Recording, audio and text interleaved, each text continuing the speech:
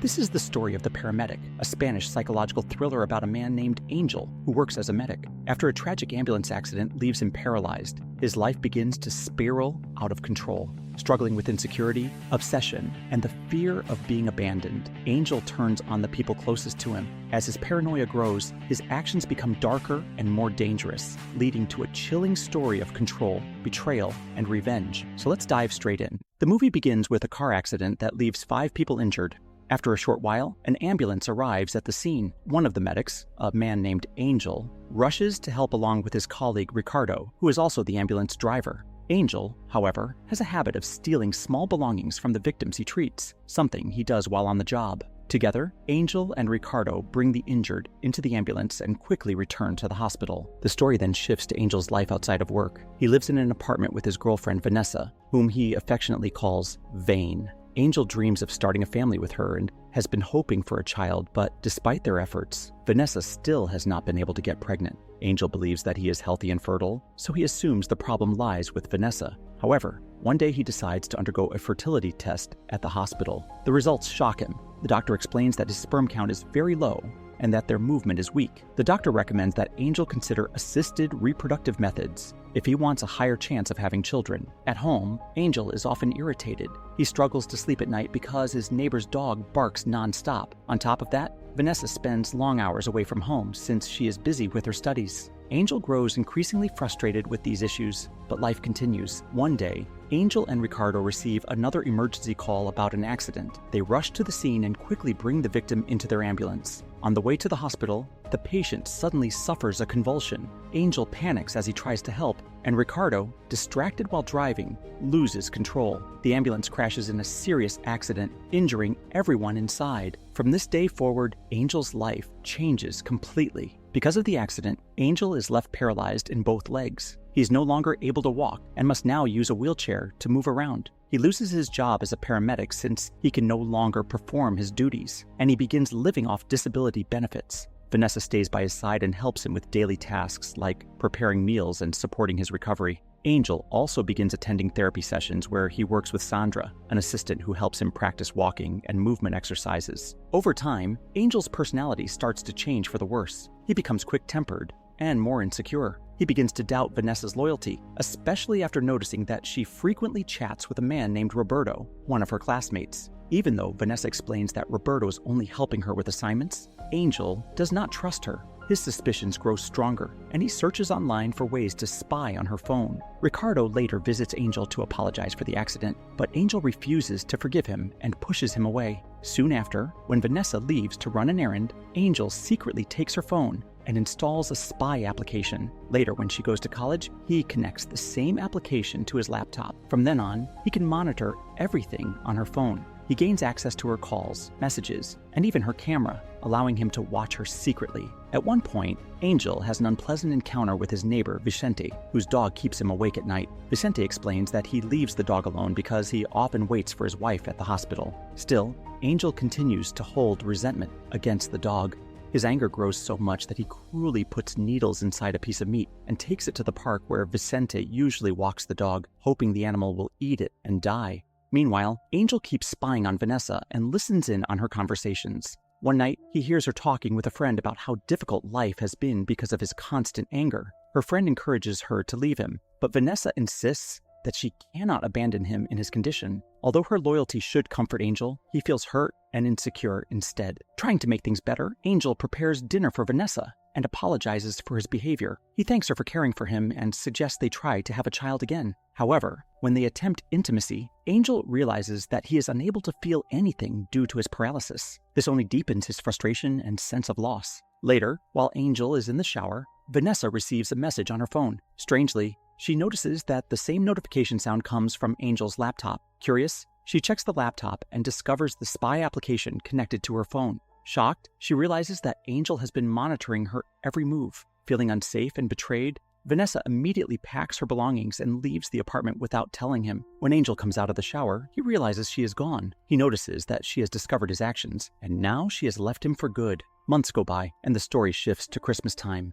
Ángel now spends the holiday alone in his apartment, carrying out his daily routine without Vanessa's help. He continues attending recovery training with Sandra, but otherwise lives in isolation. As time passes, loneliness begins to overwhelm him. Despite everything that happened, Angel still cannot let go of Vanessa. He eventually takes a taxi to her workplace, quietly watching her from a distance as he tries to keep track of her life. He notices her being picked up by someone, and to his shock, it turns out to be Ricardo, his old friend and former colleague. The sight crushes him, and his heartbreak deepens when he secretly follows them and sees that they go into a baby supply store together. It becomes clear to him that Vanessa is now pregnant, and Angel realizes with pain that the father of the child is Ricardo. Back in his apartment, Angel starts planning something. He contacts an old acquaintance and manages to buy anesthetic drugs from the lab where he used to work. Soon after, he waits for an opportunity to approach Vanessa. When he finally sees her, he follows her from behind and tries to get her attention. Vanessa is not happy to see him and makes it clear she does not want him in her life, but Angel insists on talking.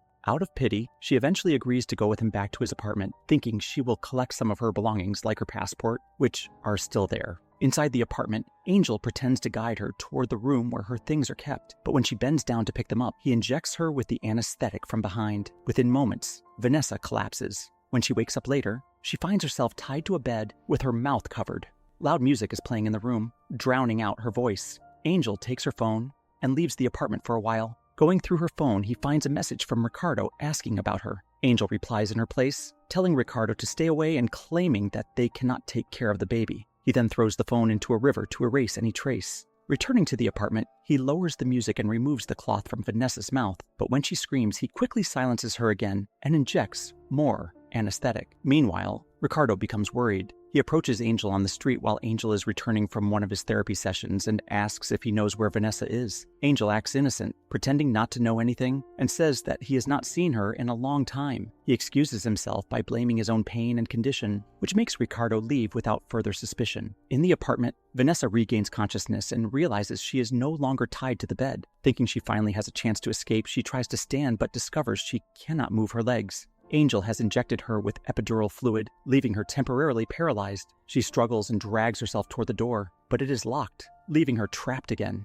Later, Angel receives a voicemail from Ricardo, who is now determined to report Vanessa's disappearance to the police. In the meantime, Angel continues to act as though everything is normal. He prepares dinner and feeds Vanessa, speaking with pride about the child she is expecting, even though it is not his own. At one point, Vanessa manages to grab a beer bottle and strikes Angel over the head with it. She screams for help and tries to escape, but Angel recovers quickly and injects her with anesthetic once more. Not long after, a knock comes at the door. It is Vicente, Angel's neighbor, who had earlier noticed strange noises and suspected something was wrong. He heard what sounded like a woman crying for help and threatens to involve the police. Angel reluctantly lets him in, and Vicente is shocked to see Vanessa lying weak on the floor. Before he can act, Angel stabs him multiple times with a knife until he dies. To cover up the crime, Angel calls his criminal acquaintance Fermin, who arrives with a truck. Angel pays him to dispose of Vicente's body, and Fermin agrees, leaving with the corpse. The next day,